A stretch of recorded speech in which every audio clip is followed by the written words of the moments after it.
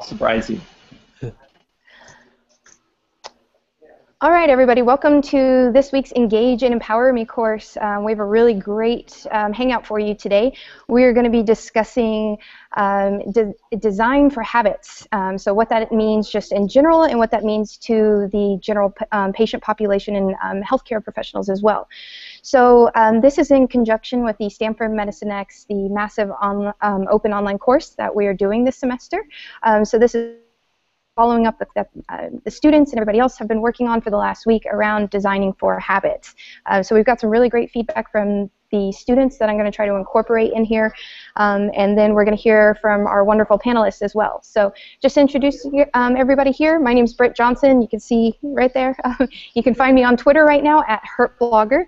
So please tweet in your comments and questions to us via the hashtag MedX, and we'll try to incorporate as many of those as possible.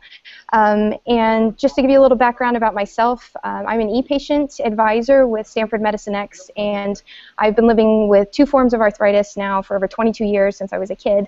I also deal with complex migraines and Sjogren's syndrome, so kind of an autoimmune soup, as I always say. So I'm going to pass it to our wonderful panelists today, let them introduce themselves. First, we have BJ Fogg, and so I'll let you say a little bit about yourself and who you are. So. Hey everybody, I'm BJ. I run a research lab at Stanford called the Behavior Design Lab, and I teach there about once a year, usually in computer science. And then I have a hat I wear outside the university where I do mostly teaching and training these days. I run something a little bit of an accident called Tiny Habits. I'm actually personally coaching a few hundred people every week on creating habits. And I run a boot camp where I teach people about what I call behavior design. So I have a foot in both worlds, academic and industry. Wonderful. So Doug, we'll kick it over to you. Doug was one of our 2014 e-patients this year. So tell us a little about yourself, Doug. Great. Yeah, thank you. I'm Doug Cantor. I'm joining from New York, and I am a type 1 diabetic. I've been living with diabetes for 28 years now, and I have a lot of devices. I use 3 different things to help me get through my day. I have a continuous glucose monitor, which is giving me a blood sugar reading every day. I have another blood glucose monitor I use a couple times a day. And I also have an insulin pump, which all combined helps me manage my blood sugars. My background is actually in photography. I worked as a freelance photojournalist in New York and Beijing for 15 years. And then I switched over to focus on this project, Diabetes, to really focus more on design and helping patients like myself design a better system to help us get through our days. It's great devices and so much great technology out there, but from the patient side, I think it could use a lot more to help us have a better experience and be able to make better decisions. Great, and just sort of a disclaimer for everybody at home, BJ is definitely the expert in design, and we've got our expert patient and e-patient Doug as well, so we're going to be kind of blending their 2 knowledges and seeing what we can come up with today. So just to start out, though, for our viewers at home that might not be participating in the class as well, BJ, would you mind kind of going over, what design is and what design means for the greater world? I guess a broad definition of it. Well, I think when it comes to behavior and designing for behaviors, it's I think of it as a systematic way to go from some abstract goal or outcome down to something specific that actually works. So helping people achieve that abstraction, whether it's better health or less stress or closer relationships, as a designer, you need to put the pieces together and make it easy for them to do the behaviors that take them to that overall goal. And I think that's really in the behavior domain what design's all about. Perfect. So that's kind of a good general starting for where we're headed. So this week, of course, our participants were asked to think about an app that they downloaded and either never used or maybe only used just once. And then simultaneously think about a tech product that they use daily. And they went over kind of, why this was and kind of came up with ideas. So I really want to touch on this with both of you. One awesome comment that we had is that there was no sense of accomplishment in the tech that didn't work for them, versus the sense of self-improvement that they were able to get from some other apps. And I thought that was a really interesting juxtaposition, the sense of accomplishment versus sense or self-improvement, sort of self-reliance as well.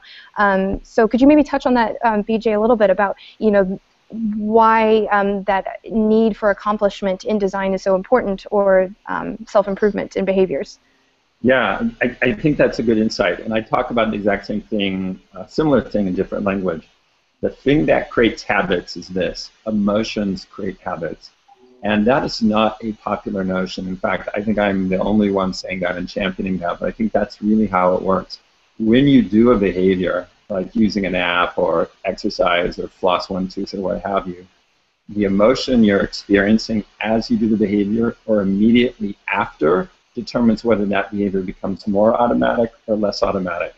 And to design for habits, what you want is you want people to have an emotion that makes that future behavior more automatic. So if you use an app or a product and it frustrates you, the next time you have that need or you need to resolve some issue, you are less likely to use the thing that frustrated you. If you use an app or product and it just delights you, it feels like magic, it solves your problem in this seemingly effortless way, you're more likely to use that in the future. So I think it really boils down to the emotional response you have as you're using the product or doing the behavior. And as designers, I think that's a good target. What is the emotion that people are experiencing when they use our product? Is it a positive one that leads them to use our app or product more reflexively, more automatically next time? Or is it negative and pushing them away? Absolutely, and I think it's really interesting that we've very quickly gotten to the emotional side of the design process. So Doug, could you speak to that a little bit about how kind of goal setting and this self-improvement will actually improve some of this technology and how that applies to maybe the patient community? No, absolutely. I think, you know, in a lot of my own treatment and my work with diabetes, I focused a lot on self-tracking. And for me, it's really helped me improve my blood sugar control. And I think I'm very interested in designing tools that make that process easier. What I see is a bit frustrating with other products that I've seen on the market is that there is no feedback, that you're asked to do all these things, to log all this information, and you never actually get any insight back from all the data that you give. And I think that's one of the frustrating things, and that's one of the reasons that a lot of patients give up on self-tracking. You know, BJ's talking about the specific problems that you're trying to solve.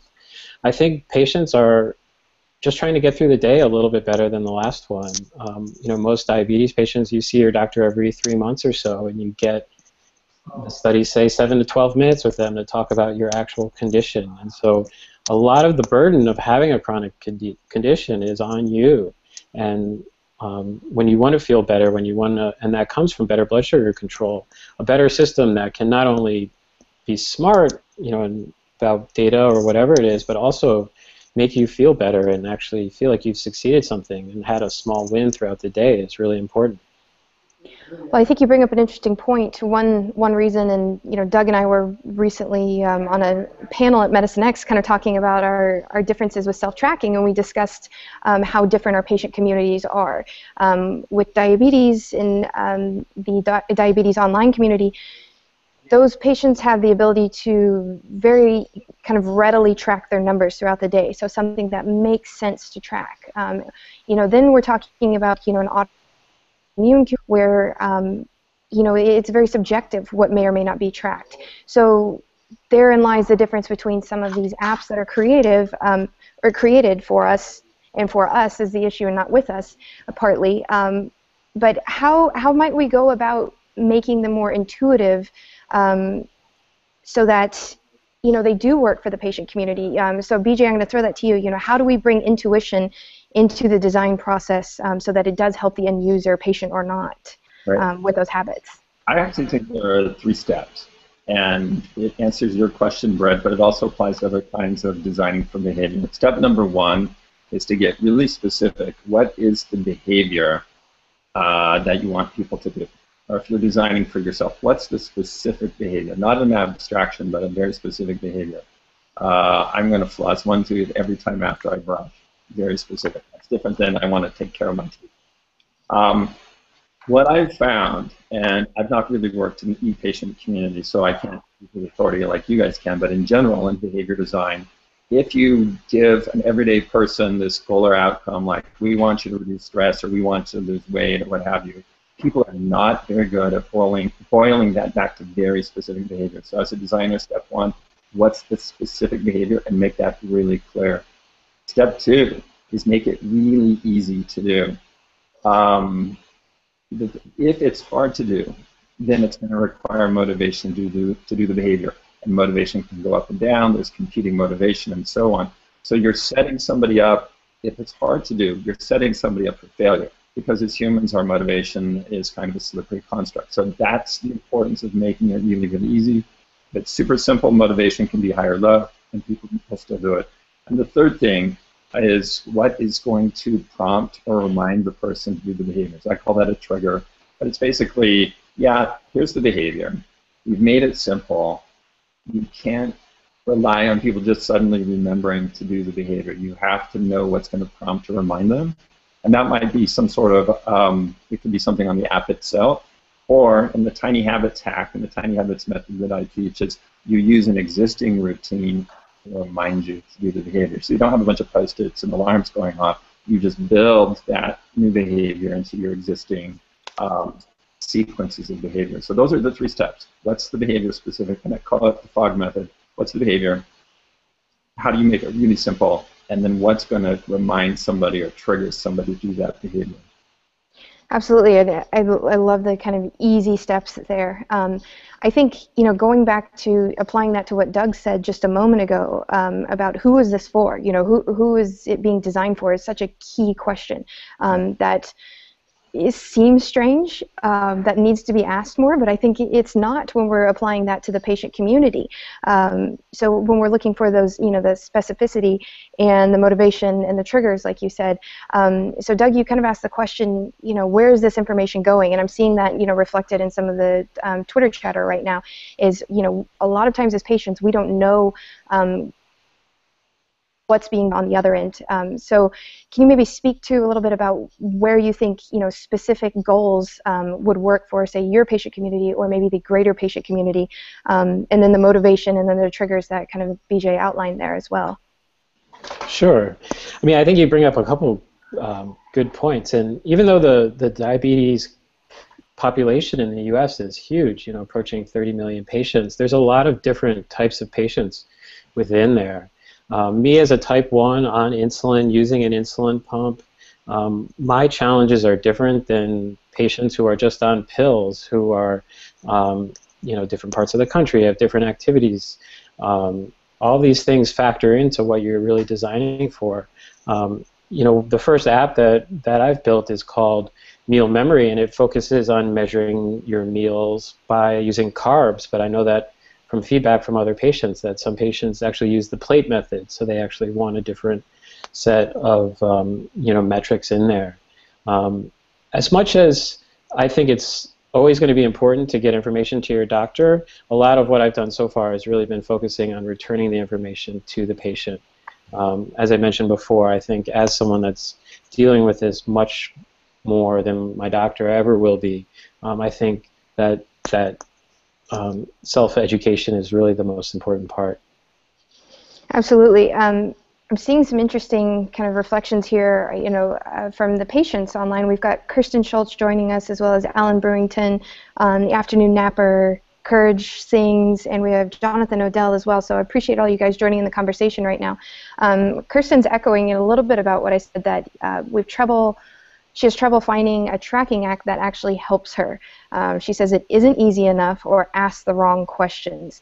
So BJ, how do we, maybe as a patient population, start working with designers to get those right questions asked? Yeah, well, let me, I'm not an expert like Doug is on that particular domain of diabetes and food, but I have worked on food tracking, or looked at it anyway. Tracking is a difficult behavior. I mean, so everyone working on tracking as a challenge, it's difficult. It's one of the hardest ones, and there's reasons for that. So I would first question, do we even need to get people to track? And Probably yes, but I think there's often an assumption, at least in the health and fitness arena, that you have to track in order to get results, and I don't think that's necessarily true. So before you embrace the challenge of we're going to help people track, make sure that that's really a requirement. And if you can help people do other behaviors that let them reach that outcome that they need without tracking or with tracking in a limited or sense, that would be better. I want to build on something that Doug said earlier. I do think that just confirming that people did it right, I think as people use your product or tracking system, they don't have to get badges and points, and they don't have to have like a marching band come out and cheer for them, as much as first and foremost confirm that they did it right. And I think of it like a button on the web. If you went to a web page and you clicked on the button and you got no feedback that it actually made a difference, you would get frustrated and it would really throw you. And so I think first and foremost as a designer, somehow confirm that people, yep, you did it right, good for you.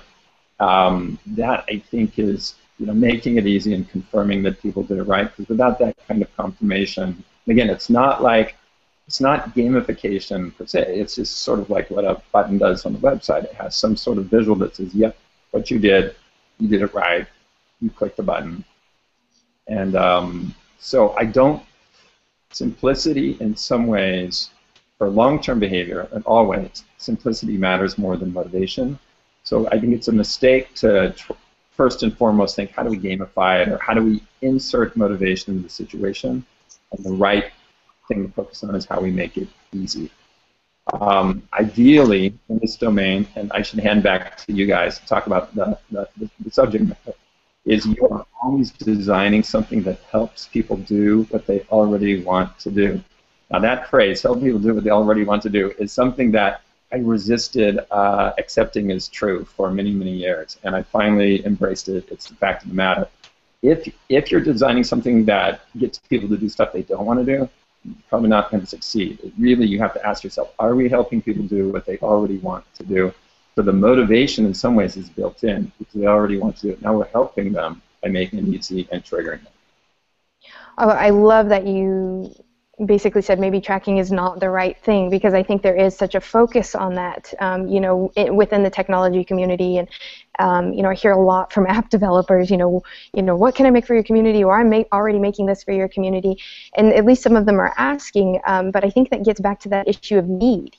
Is this something the patient needs? And that was brought up by one of the participants in the coursework as well, that he said that the only reason that he would use, say, the mobile application, and we keep going back to that because that was the example in the coursework, is the level of importance based on the problem that they are addressing, which I think is what you're echoing, and exactly what this participant said, is that if it's not addressing an actual need or an actual issue within the person's health or just in general, it's not going to be usable. And what I'm seeing on Twitter a little bit too is that the inundation of notifications with the app and so forth, and that there is just nothing useful, that the person is not gaining anything out of it, that's being echoed there very much. And I would follow up, and I'd like to hear your viewpoints on this as well, Doug, is that the simplification that you talked about, BJ, is that so many times when I open these new patient apps or intended for a specific disease community, there is so much to do.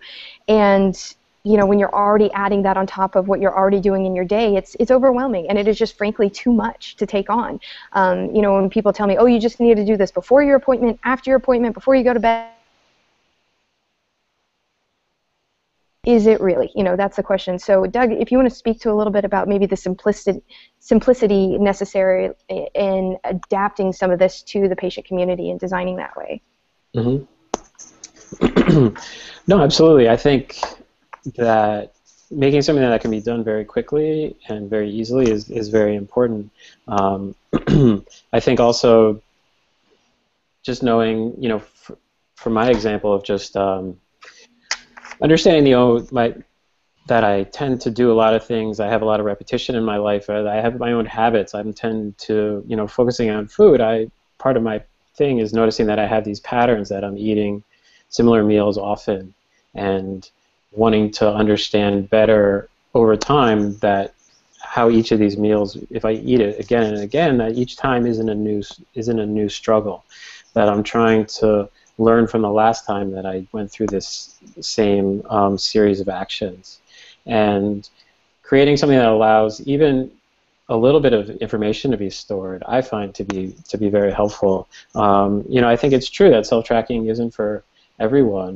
I think that activation and being engaged and wanting to be involved in your own treatment is absolutely one of the most important things, and it's something that happened in my life. My control was some of the worst that I had in my life, and I had a nurse practitioner who gave me the right amount of tough love at the right time to get me back on track, and I will always remember that. I think that there's so many different challenges within diabetes, once again, and that even for this sort of small segment of patients who are like me that do enjoy health self-tracking and benefit from it, there could be better tools. And so, once again, getting back to this point, there's so many challenges, and we're just starting to tackle some of them. Absolutely, and I think what I'm kind of hearing from Twitter and with our discussion here, this was another thing up by the participants in the course, is that reducing cognitive load on the user is very important. So that kind of goes back to that simplicity. So I'm curious, BJ, when we have a lot of information that maybe needs to be shared, or there's a lot of information around, say, a habit, how do we reduce that down to the smallest of steps and find a good place to start to move forward? Yeah, so the people I coach in creating habits are bringing new behaviors into their life that are more or less optional, right? It's not like a patient health situation, but I want you guys to chime in on that. But first, one of the important things is to help people focus on behaviors they want in their life. So new habits that you want, not that you feel like you should have. Shoulds are very hard to turn into habits. Wants are relatively easy. You can bring in a new behavior into your life pretty easily if it's something you want, if you know where it fits in your life, in what part of my day, where does this fit, and if you know what's going to trigger or remind you to do it. Now, so in the case where you have to help patients do something they don't really want to do, that becomes a harder challenge. And so most of my experience in coaching in habits and tiny habits, I encourage people to pick behaviors they want in their life. And let me give a little bit of an answer and then hand up to you guys to deal with the harder part of how to get people to do stuff they should do. Here's how I see it. I think behaviors travel in packs. You have behaviors that are like cousins of each other. So if I start doing one tidiness behavior, I'll start doing other tidiness behaviors naturally. So the 40 tidiness behaviors I could have to like tidy up the house and the car and whatever, all I need to do is really start feeling successful, and Doug, you said that word, it's so important, feel successful on one habit, one behavior, and the other ones seem to come along with it. And things that felt like should then become wants down the road. So I've seen that over and over working with people, not in the e-patient setting, but in trying to optimize their life, is that those shoulds later become wants as people feel successful on related behaviors. So that brings up a good point. So Doug, I'll go to you. What has created more want for you to want to track, to want to participate in some more of this technology? I think Doug might have. No, but there we go. Got you back. So what are some of those wants that have worked for you, and and how could those maybe be improved as well? So. Sure. I think. I think a lot of my experience echoes the points BJ is making. As a patient who's had diabetes for 28 years, the things that I want now are very different than I wanted 20 years ago. I was 12 when I was diagnosed. I still liked chocolate, and so my blood sugar would go low, and instead of eating one candy bar as I should, I'd eat 3 because I really enjoyed that 15 minutes of the taste and of the chocolate. But what that would do would send my blood sugar super high, and so I'd go from super low to super high, and then I'd spend the next 2-3 hours trying to get it down, waiting for my insulin to finally kick in, which takes a little bit of time. And so part of what's happened with me is just that I got tired of 15 minutes of feeling good, but 2 to 3 hours of feeling bad. And so that really led me to go from thinking, wow, I should eat healthier, I shouldn't eat so much chocolate, to actually integrating it into my life. And I think a lot of these decisions about getting people to change their behavior in this way really has to come from themselves. Once again, I think people at different ages and different stages in their life have these issues. Yeah, I think it's so interesting that you say that, kind of echoing that from a different perspective. So the food is a perfect example for me, because I can really be a masochist with my disease the same way that you're saying with the chocolate and so forth, because I know what triggers my disease. It's a big difference, obviously, between our two diseases, how food affects us. But I know that certain foods, chocolate for one of them, triggers my migraines. I know that meat triggers my arthritis. Simple sugars trigger it as well. But, you know, it's deciding in that moment, what do I want more? Do I want to enjoy that? Do I want to socially enjoy that at the moment, and, you know, not be the patient who's having to, or not having to be a patient in that moment, and just being a person that's able to choose that food in that moment. Whereas I look to tomorrow, is that a day that I can deal with added swelling and pain because of my disease? So it does come down to what I've decided I want more, and I think kind of reinforcing some of those habits have reinforced those decisions, like you're saying. So now that, you know, several years ago I kind of committed more to diet and exercise, I've seen the benefit of that, you know, the positive benefit on my disease, and so now it's much easier for me to make those choices that I know are going to be better for me in the end. But that, you know, that's through a lot of trial and error and a lot of enforce. And, you know, now when I slip up, I see it instantly, so I know, you know, what I'm doing to my body. But sometimes I do still make that choice of, you know, I want to enjoy this dessert right now. And, you know, we have, so to kind of bring this back to kind of the technology side of it, Afternoon Napper said on Twitter just a moment ago that basically there's other things she'd rather be doing than participating in this technology. And I think that's something really important to remember when designing for behavioral habits in general. So when we're talking about something like diet and exercise, for instance, exercise is a good example. When there's something else we'd rather be doing or something else that would be taking up our time, how do we refocus, BJ, on how do we refocus on pushing towards some of those other habits? Well, again, I'm going to go back to some of the central themes, because these are things I've learned coaching thousands of people on what works and what doesn't. And what does work is helping people pick a behavior they already want to do. And I'm a fan of a very small behavior with a big impact. So finding what's the smallest behavior, and in some ways the simplest behavior that will then have the biggest impact. The simplest behavior because it's less dependent on motivation. So I think with, let's say, let's pick something like eating. So I'm not expert in other, you know, e-patient diseases, but let's pick something like eating. One of the simplest behaviors with the biggest impact would be drinking water throughout the day. Pretty simple behavior. People can feel successful doing that. That then leads to other kinds of nutrition behaviors that are beneficial. Now, it doesn't solve all of the, you know, cravings and this and that, but what it's doing is it's starting people on a change process. And so what's the baby step people can make and they can feel successful? And it's really for baby steps, small behavior, something they want to do, help them feel successful, and that baby steps leads to other changes. So I think that's absolutely crystal clear to me that behavior change, even hard behaviors, can happen if you can sequence them in baby steps. Now, I think in the health arena, e-patient arena, there may be times where you don't have the patience to wait for the magic of baby steps to play out, and then I think it becomes a harder problem.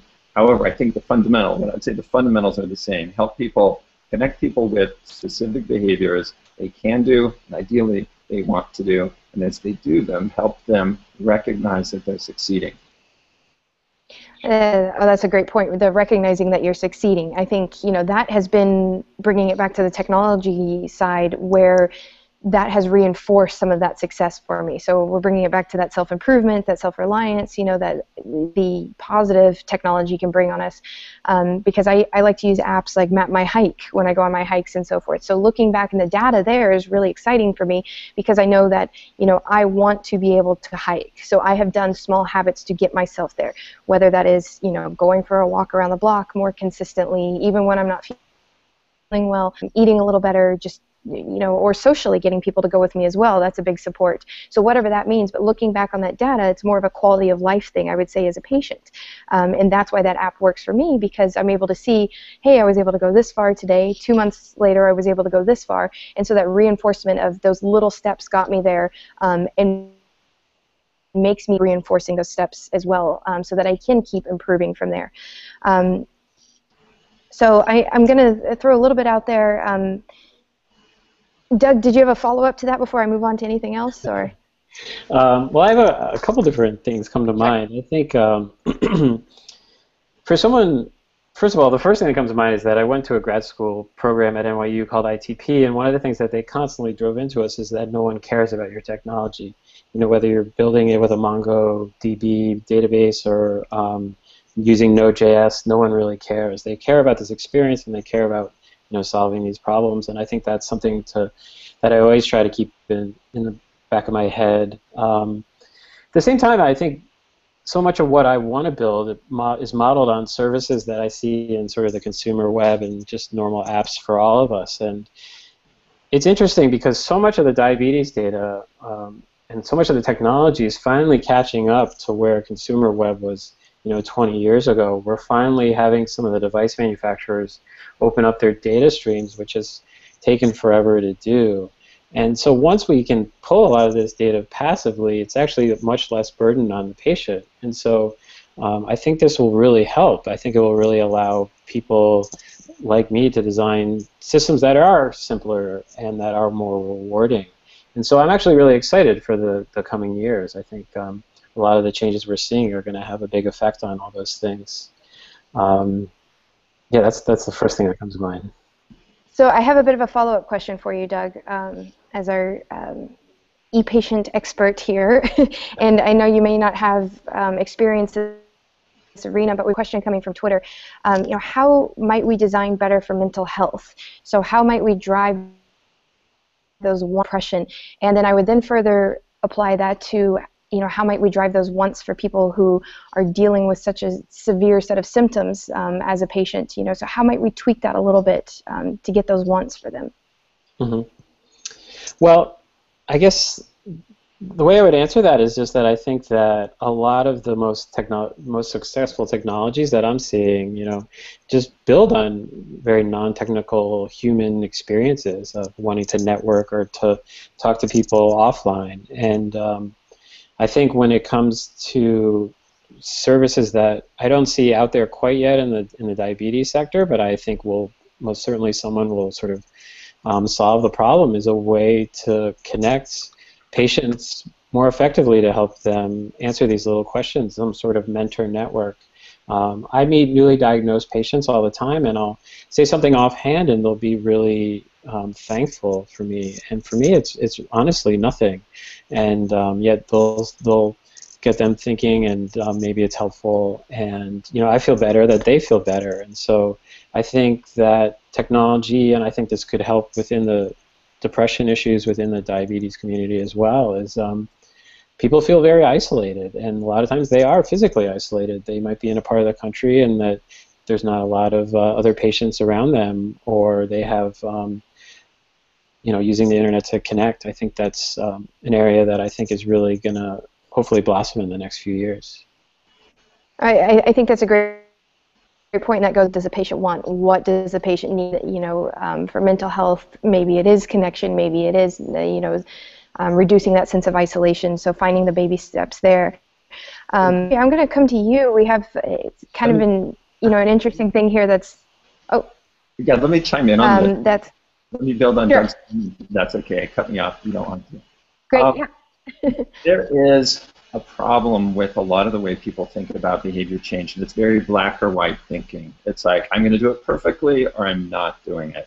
And I've been doing some research to figure out where that came from, and it seems like it came from William James, his landmark book that he wrote over 100 years ago, where it was very black or white. And I actually really disagree with it. The book is terrific and it's very smart, but I do disagree with the idea of, here you've got to be perfect as you go along this journey. And what I've found with Tiny Habits is releasing people from the expectation of being perfect. And so I said, hey, you don't have to be perfect this week, just be practicing. And that just frees people up. They actually perform better. They loosen up, they lighten up, they don't get so tight. And so as you're designing products or services, don't design them in a way that you're implying that people need to be perfect. It needs to be super fault tolerant. And if somebody doesn't do the intended behavior they had, it's like, so what? Just keep going. I mean, the main thing is keep going. The problem with the perfection model is virtually nobody can do it. And second of all, people blame themselves when they don't do it. And then they want to stop using their app, and they want to stop caring for themselves, so they stop trying to get better. So it's really bad. Fault tolerant, help them feel successful, and they'll keep going. They keep slugging away. And that's for these big outcomes like weight management, reduced stress, relationships, and so on. It really is a long-term process, and you just got to stay in the game. You just got to keep working at it, and you get better. Behavior change is a skill, and the more you practice it in the right way, the better you get. So you want to keep people practicing and developing the skill, and you don't want to set them up for this perfection thing where they don't do it and then they blame themselves. Well, the irony is you just answered my question. So what I was going to bring up was that guilt factor, and how, because that applies not just the patient community, but just the design community at large when we're trying to design for habits. And I think that's the important thing, is being able to let it go and saying, hey, I tried, that's enough, and just focusing on that word try. And I think that is really important when it comes to the patient community, when say the randomness of our disease kind of derails us. So maybe, Doug, could you speak to that a little bit more? I guess, if we have chosen to kind of engage in these small habits or baby steps to try to do something, how do we, as patients, go about managing that when our disease has other plans for us, essentially? So. Yeah, it's actually, I feel like that's a tough question. The first thing that comes to mind is actually something that I heard some nurse practitioners talk about over at an American Diabetes Association conference, and they talked about how they, as caregivers, have been taught that it's their job to fix people, and they were talking about how it's not. It's actually just to support people, and to that a lot of the challenge is up to them to they're there to help, but the patient is really has to be involved as well. I think that when you get a lot of diabetes patients together, when we talk about how it can be a very humbling condition, that you can do things 99 times and the same thing happens, and then there's one time where all of a sudden something completely different happens. And it can both be sort of bewildering at times, and also just kind of knocks you off your guard a bit. There's so many factors in keeping your blood sugar stable, and I think a lot of patients feel overwhelmed. You can count your carbs and you can know your insulin sensitivity, but your emotions have a huge impact on blood sugar control. I've seen this in my own, self-tracking in these weird situations where I'll have a big presentation and my blood sugar will be completely crazy until that presentation is over. Then all of a sudden, everything kind of normalizes. And so all of these other issues that I know that, BJ focuses on, and that are bigger issues within just being happy and being, managing the rest of your life as well, is also super important. I know that you brought in kind of that emotional aspect of it, because it's so integrated between the symptoms that you're dealing with, and and it's interesting because I feel like I just learned something from you. I haven't thought about that from someone living with diabetes. For me, I know instantly stress is the same thing. If I don't manage that appropriately, it causes me to flare. So it's making those small choices there. So that kind of into the next question I have is, how does trust play into design? Trust that maybe designers are designing for us, and it can be general. That's not just patients. So where does trust play into the design process, BJ? Wow. I've done it. About 12 years ago, I did a ton of work on credibility and what makes things credible. And in some ways, it's a synonym for trust, not quite. I think if certainly doctors, nurse practitioners, providers have built-in trust, and we want to trust them. But if it's an app that's for profit or a service that you know is somehow making money off of you, yeah, there's going to be a question about, are they really looking out for my best interest, or are they really pointing me down a path that isn't in my best interest? And so I don't really have a super smart, pithy answer for you, Brett, on that. I think our health is a big deal, and we don't want to. So the way I think, trust has 4 definitions, and one of them is the information is accurate. But another one of the definitions is that you are making yourself vulnerable to somebody else. And so with our health, if we're using an app or a service or what have you, and we are making ourselves vulnerable to them, then trust is a really big deal. You're entrusting somebody with something that either could hurt you or temporarily or long term. So that's how I think about it. I don't know if I have the perfect answer other than yes, you need it dramatically in these domains, less than you would need it, say, in social media. No, it's a very good point, and I think we're having some trust issues brought up on the tweet stream here too. So I love that was one of my questions in here. Afternoon Napper is saying that with a past therapist, some words stuck with her. Do not try, do is what the therapist said, and she was saying even that notion of just trying was not good enough. It would either do or fail, which is obviously, I think, very wrong thing here. So Doug, when we're talking about and playing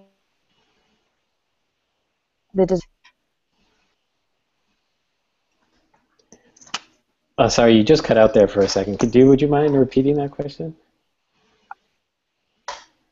Sure. So how does trust play into the design? So that's technology, the design process in general. Mm-hmm.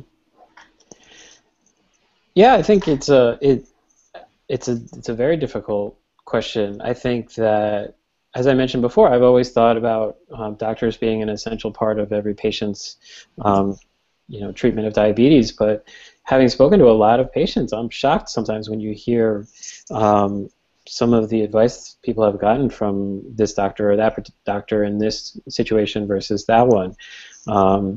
Obviously, as I mentioned earlier, I think there's a lot that could be gained from patients speaking with other patients, but reputation systems within these anonymous communities is also a tricky thing.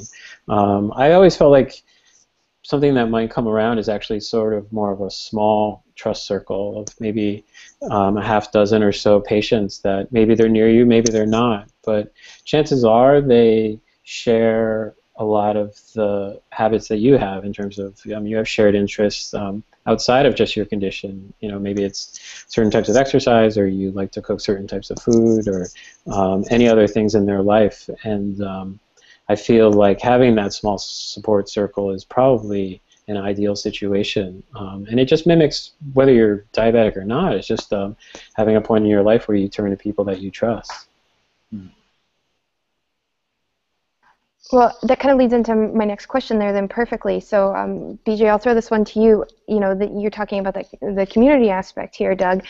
So how might we use the community to improve our habits as well? I know me personally, when I've had kind of bigger goals and things I want to reach for, I throw it out there very publicly because it almost holds me to that, but that's a goal point and something to reach for. But, how might we pull in our patient or our communities and patient communities to help us improve those habits? Perfect question. When you look at long-term change, habits is part of that. There are only 2 ways to get there. One is to take baby steps and feel successful along the way and trust that process. The other is to change your environment, which is an entirely different way, but it also leads to long-term change. The people around you are part of your environment. So if you have people around you doing behaviors that aren't beneficial to your condition or the outcome that you want, that's going to be very hard. And if you can surround yourself, even virtually, by people, create a different social reference group or a different group, you're changing your environment. So I do think, so when I think about what role do other people play, it's really about changing your environment. And, the power of social is so huge. There's a lot of reasons it works. And those people, yes, they can help keep you motivated, but I think what's even more interesting and more important is they can help give you tips and tricks. They can give you the how-to. So notice the motivation's more like why and perseverance and so on. So that's one hand. But then on the other hand, it's how do you do this?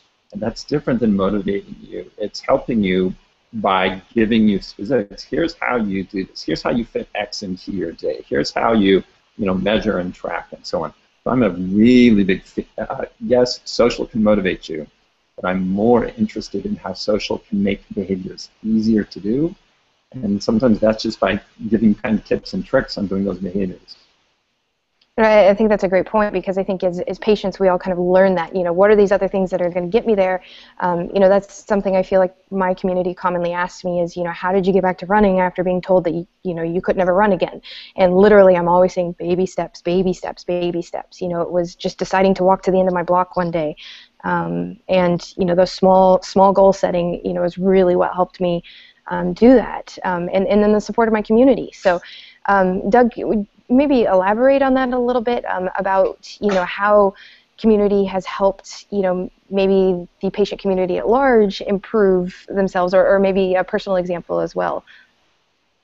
Yeah, actually a couple things jumped to mind. Actually one of them was just at the MedX a few weeks ago. It was funny when you get a bunch of diabetes patients together, we actually kind of, you all have the same language and you are all facing these same challenges. And we were all talking about how all of our blood sugars were actually running a little bit higher than normal, and we all attributed it to the conference. And so I think I always kind of get a kick out of that. But I'm also reminded, right after I was diagnosed, I went to a camp just for diabetes patients. It was run by Jocelyn up in Massachusetts, outside of Boston. And I loved it. I thought it was really amazing. I mean, I only had diabetes about a year, but I think one of the things that was really helpful was that I was just surrounded by other people who got it, who could understand what was going on, and that it's just someone else had my back of like something could go wrong, and most of the other counselors were diabetic as well, and so you didn't have to explain to everybody, oh, my blood sugar is low, and this is what it means, and this is how many carbs I need to bring it up, and this is how long I should wait. And so I think that part of it is really, it gives you a little bit of an emotional break from it all. It's like you still have this burden, but you can just, you're surrounded by other people who know what it's like. No, and I think that's a huge part of it, is just having people who understand and who know that maybe some of those missteps when we're talking about behavior change, they understand that, and and it's okay, and they make it okay, just because they share the exact same thing. There's a little bit of an interesting conversation on Twitter that I want to bring into here and throw it to you, BJ. So tailing off of what Sarah said, or Afternoon Napper said, she was talking about what her therapist said, and that she must do, and she said the implication of the therapist was that if she was truly serious about the behavior change, she would actually do it, not futz about it. So she's asking, do we redefine what do means? That we've mentioned success here. And must one be successful in order to be doing? So can we follow up on that a little bit? Yeah, it really makes me sad that somebody would prescribe that or use kind of browbeat you on that. For some people, that might work. Just like a basketball coach who can read his or her players differently and uses different ways to help them be their best. There's not a one-size-fits-all, and that's certainly not a one-size-fits-all of, like, don't try, do. What I do think is that works for everybody is to frame behavior change as you are practicing and you're learning the skill of how to change your behavior. And so the do is the practice, not the outcome. It's just keep practicing. And if you feel like you took a misstep, learn from it. And it's not really, if you've learned something, that's actually a good thing. I mean, if you were to learn to play the piano and you played it in a way where you never ever made a mistake, you're not going to learn how to play it. In fact, that's virtually impossible, right? So if you think of behavior change, including creating habits, as a skill, then the path isn't perfection. It's practicing and getting insights and learning what works and learning how to apply those insights in a wider and wider context. So even if you're working on a fairly simple habit, what works for that you can reapply for a harder habit or changing harder behavior. Forgetting to unmute myself here, so you would think I would have that habit figured out by now. ironically. Well, I'm going to start wrapping up here a little bit and give you guys a chance for any final thoughts here in a minute, but I wanted to pull a quote from one of the really awesome course participants, basically that we're trying to move away from, and I hope this conversation would give us some insight onto how to move away from, quote, the pile of steaming, microtransaction-driven, zombie-laden garbage that's out there within app and technology. Yeah. I thought that was a good way of putting it. So hopefully we've given you some insight there. So, you know, Doug or BJ, Doug, I'll go to you first if you have any final thoughts, you know, about the design process and potentially also incorporating patients into that as well, considering, you know, our course participants and everything. Sure. I think where to start. I think that, you know, as I've worked to design things that build on what I think works for me as one patient, but build things that work for a lot of other patients as well, I think a lot of this criticism, I think it's something I have to consider. I mean, self-tracking has worked a lot for me, but it's, you know, making things I think that comment touches on, of hitting on the emotional side and understanding what the goal is and what you're really working towards. I think that's that is a big challenge. I think that building on this last question about doctors and about do instead of don't try, I think that each patient is, you know, something that comes up often when I speak with other patients is that they talk about a balance of they could manage their diabetes super tightly 24 hours a day, but they feel like they wouldn't be living. And that each patient makes this decision about what they're willing to do that both gives them the control that they're willing, you know, that they want, but also allows them to live their life in the way that they want to. And these are discussions that, you know, caregivers have to have with their patients, but also just decisions that patients need to make on their own.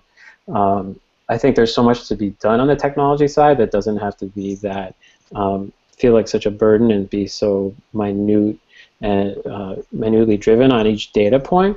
Nonetheless, I think better tools can help that once that patient makes a decision that they want to make certain changes, that we can help them get there. That's a great point, and we got a great question here from Twitter, so I want to go ahead and throw it out there since we just got it. In pediatrics, you have to help whole families change habits, so how can we design to make family a positive influence? So BJ, I'll throw that one to you, and then if you have any comments as well, I'd appreciate that.